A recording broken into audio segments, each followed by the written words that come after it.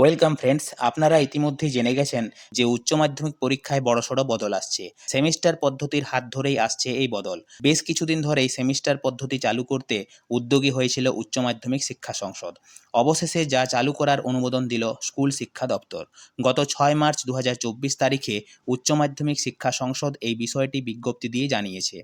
এই বিজ্ঞপ্তি অনুযায়ী 2024 সালে একাদশ শ্রেণীতে ভর্তি হওয়া ছাত্রছাত্রীদের থেকে চালু হচ্ছে নয়া এই ব্যবস্থা। এবার থেকে একাদশ শ্রেণীতে হবে 2টি সেমিস্টার এবং দ্বাদশ শ্রেণীতে হবে 2টি সেমিস্টার। 2024-25 শিক্ষাবর্ষ থেকে একাদশ শ্রেণীতে ও 2025-26 শিক্ষাবর্ষ থেকে দ্বাদশ শ্রেণীতে চালু হচ্ছে সেমিস্টার পদ্ধতি। এই সংক্রান্ত বিস্তারিত বিজ্ঞপ্তি ও সিলেবাস খুব শীঘ্রই প্রকাশ করা হবে বলে জানিয়েছে উচ্চ মাধ্যমিক শিক্ষা সংসদ।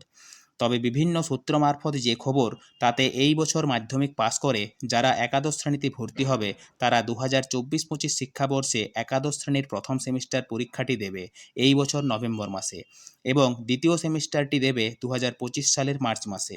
ওই ছাত্রছাত্রীরা 2025 সালে দ্বাদশ শ্রেণীতে উঠে দ্বাদশ শ্রেণীর জন্য প্রথম সেমিস্টার পরীক্ষাটি দেবে 2025 সালের নভেম্বর মাসে ও দ্বিতীয় সেমিস্টারটি দেবে 2026 সালের মার্চ মাসে।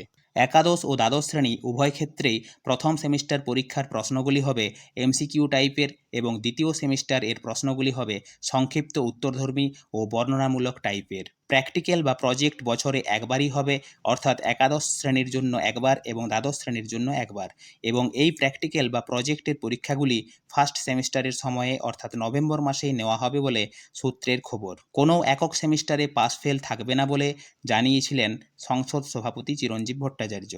সেমিস্টার হচ্ছে এমসিকিউ, সেকেন্ড সেমিস্টার হচ্ছে শর্ট অ্যান্সার টাইপ কোয়েশ্চেন এবং ডেসক্রিপটিভ কোয়েশ্চেন।